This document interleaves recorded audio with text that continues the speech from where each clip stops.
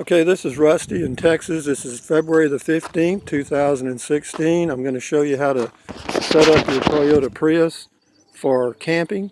I've been camping in mine 5 or 6 times for a total of about 60 days. The longest I went was 28 days, and it works perfect. I mean, I full-time RV still. I have done it for about 22 years. In fact, there's my RV now. I haven't towed that one 100 miles. But this is my fourth RV. And this is the best RV I've had right here, my Prius. And I'll show you just a quick overview of how to set it up for camping. I'm not going to do it completely, but you'll get the gist of it. And then that way, if you want to use your Prius for a camper, you'll see how easy it really is. Number one thing, or one of the things you need that's very helpful, is this little device right here. It's a RV level. And just put that in that little flat spot under your console and set it flat. And when that little bubble is close to the middle, your car is approximately level. You just want your head up a little bit if you can get it that way, and you'll sleep like a baby. Sleeping is not a problem in a Prius. Also, another thing you might do, whenever you get ready to go to bed, put your key in your drink holder, so that way you can get to it during the night. And if it gets too hot or too cold, you can, everything's electric on a Prius. You can run the air conditioners all electric, heaters all electric, so you can run them both as you need them and stay very comfortable. I've done both and they work very well. Take a flashlight, the smaller the better. This little flashlight right here is dual purpose. It's not only a flashlight, but it's got a serrated edge right here, and you can do a lot of damage to somebody with it if you had to. Number two, it's extremely bright, extremely. And the name of it is, I don't know if you can read that. Let me turn it around. It's called, it says it's from the supply company. I can't remember the name of it, but it's a damn good one. It's rechargeable. It's extremely bright, and that's your defense. At night, if someone comes near you, you could blind them with this long enough to make a retreat or get in their face with that flashlight and do a lot of damage. The next thing is, for sleeping, I use an air mattress, and I use this one. It's called Aero Bed, and it's perfect for a lot of reasons. I've had it for 3.5 years. The whole thing fits inside this container, which is perfect. It doesn't take up hardly any space, as you can see the size of it by my hand.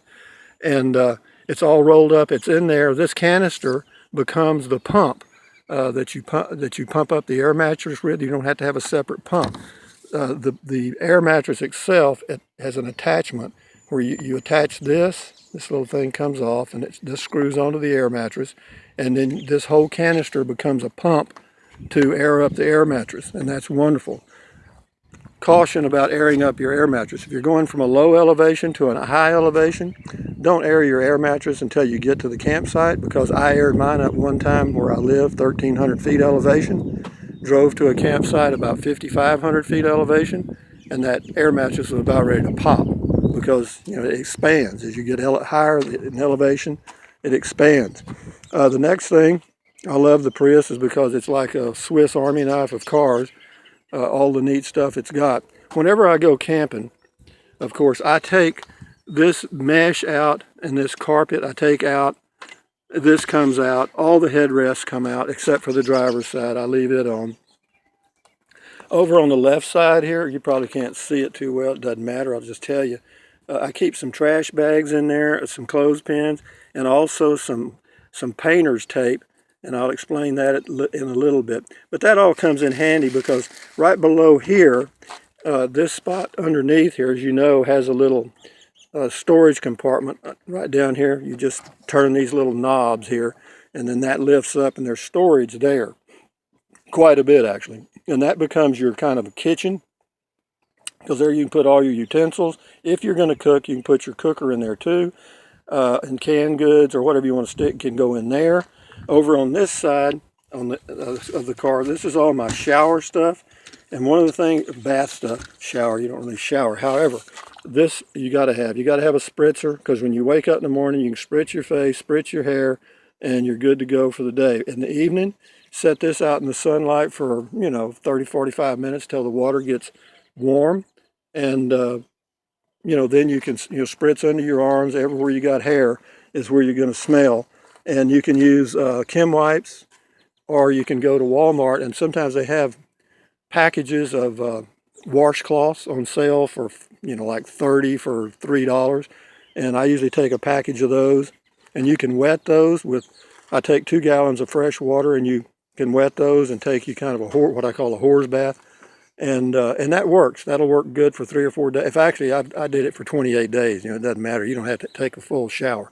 And then if you want to, you can also take your gallon jug, set it out in the sun for about, it takes about 2 hours till the water gets warm.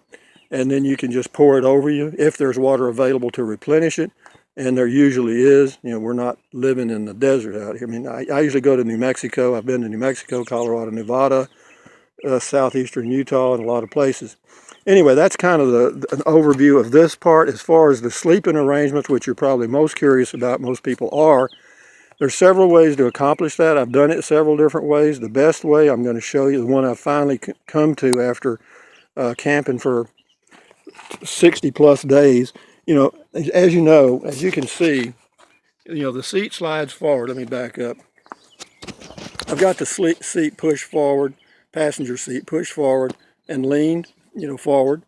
And you've still got a little storage there in the front, not a whole lot, but what I put there, I usually take me a 3-liter box of red wine, because red wine you don't have to chill. So you just take, put the box up there. You got enough wine for several days. I drink wine occasionally in the evening.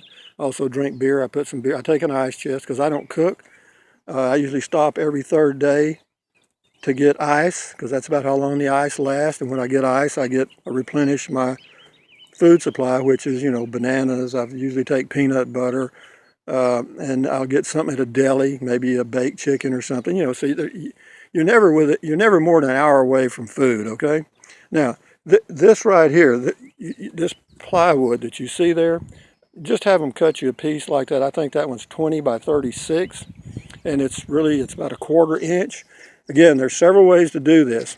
What you've got, whenever this back seat lays forward, if I can do it here with one hand, whenever it lays forward, as you can see, the seat is forward there, and you've got quite a gap. You've got quite a gap right in here, okay? And I've used plastic, little plastic tables that have, drawers and stuff, and they're okay, but it kind of takes out all that space there that I like, where that Kleenex box is, because that comes in very handy. And by using this plywood, let me pause this just a minute. I'm going to put the plywood in place and show you how it works. Okay, see the plywood now? If you can see that, I hope the sun's not blocking it out too bad. The lighting's not great. But see what I did? I put the plywood underneath here. It's underneath the seat right here, and the seat holds it in place. So and there's not much weight there anyway. So when you lay down on this keeps this stable, okay? And then what you can do to fill that gap in, throw you a couple of pillows in here.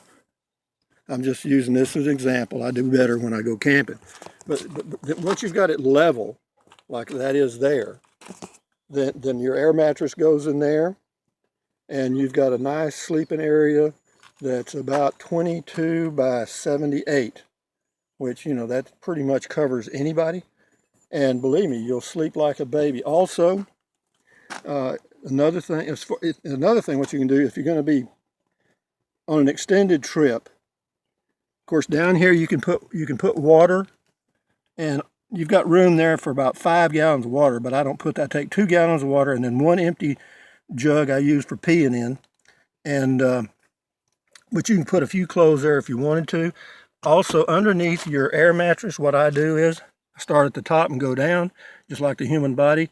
Up here I put t-shirts. Next to that I put underwear, and at the bottom I put socks. And then the shoes, I take 2 pairs of shoes. I take a pair of Crocs, and I take a pair of walking shoes, tennis shoes, whatever you want to call them. And they go on this side over here, and right down in the bottom there, and I slide them up. Now, during the day, if I want to read a book, I do it in the front seat and lay the seat back and maybe take a nap. Okay, I keep the, of course, keep the headrest on. And then at night, what I do in the evenings, once I've got everything set up and I'm ready to camp for the evening, then I pull this seat forward. If I can do it, hang on a minute. Okay, I've got the seat all the way forward now, and as you can see, of course, the front you got zero room. Back, however, this becomes the reading room. Then right here, you've got plenty of space. I mean, I'm telling you, you got plenty of space here.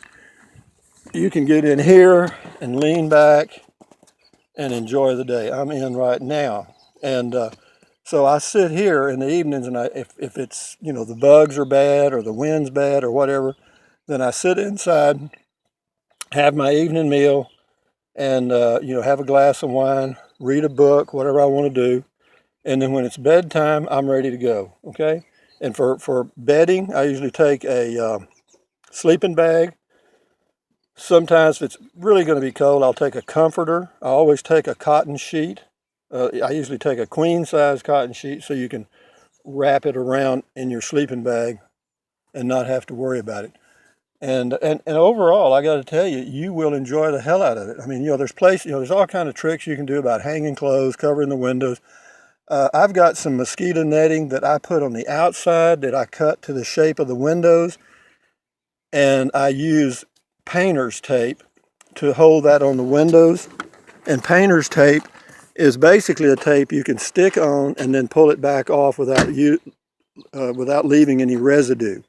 You know, it's not like duct tape, and it holds fine. And you know, sometimes I cover all four windows depending on what the temperature is going to be. But if it's a cool day, it's going to be cool night. I just put the mosquito netting on the front two windows and roll them down about halfway. And then during the night, because I've got the key where I can reach it, you don't have to touch the key. You just reach up and punch that blue button, you know, you Prius owners, and you know, then you can power your windows up and down. And you know, because it'll get cold during the night, and believe me, you won't believe how quick it drops. I usually go to New Mexico, and it's unbelievable. It'll drop 50 degrees. Another thing you might want to consider getting, this windshield cover in the front, as you can see, is a foil cover. It's called a heat shield, and I bought this one. It cost about 50 bucks. But the good news is it lasts. I mean, I've had it again about 3.5 years. Maybe you can see the name of it here. It's called Heat Shield. I highly recommend their product. I also do I get paid by them? Shit, no. I've made 44 cents doing YouTube videos, so you know I'm getting rich here. The Aero bed, the air mattress, again, it's 100 bucks. You know, you can get one at Walmart for 20 or 25. I'm not sure if it'll fit in that exact spot, but you know, hey, that's all individual choice, not my choice. So overall, I got to tell you that camping in a Prius is very enjoyable. And you know, I'm fixing to go on a trip probably the 1st of March, and I'll give you a live shot of you know, what it actually looks like. Of course, you know, when the bed's in here, you know, you got the bed over here. Of course, you know, this thing's not here, and then I've got an ice chest over here. And what I do with the ice chest, it stays in this spot here on the left side until I get ready in the evening to say fix a meal. Then I fold this seat forward, push the ice chest up so I can access my kitchen down here, okay? And then once I've prepared my meal, got everything ready to go, hopefully I don't forget anything because that's always a problem, you know, then I bring the ice chest back, put the seat up, and I'm ready to sit down and eat, or you know, I can go to a picnic table or whatever. And another thing you need to know, in my opinion, is, you know, camping is enjoyable. Is it relaxing? Kind of. The pleasure I get out of it, I'm 70 years old. The pleasure I get out of this is, one, just seeing new places, period. And two, gives me something to do. Three, I get to meet new people. Four, I get to do these videos, which nobody ever watches anyway. But it gives me something to do. And when you're retired, folks, if you don't feel useful, you're going to die, okay? Anything else if you have a question about anything that I've covered in this video, leave a note in the comments section, and I'll respond to it. I have never failed to respond. My website, I believe, my channel on YouTube is Rusty78609. No space, just all lowercase, Rusty78609. And you should find my channel there. And from time to time, I'll give you updates on this. And again, if you have a question, post a comment. And because there's several ways to skin a cat, so to speak. Like this sleeping arrangement here. You can put a box. You can use a car. I've actually used a cardboard box. But if you use a cardboard box, get a heavy-duty cardboard box. That's one caution. Number two, without that board there and those pillows, this front seat, as you know, this seat right here lays back. That's another way to set it up. You can lay this all the way back, and then you've got to fill in this space here with something. Some people use a little file drawer, some whatever.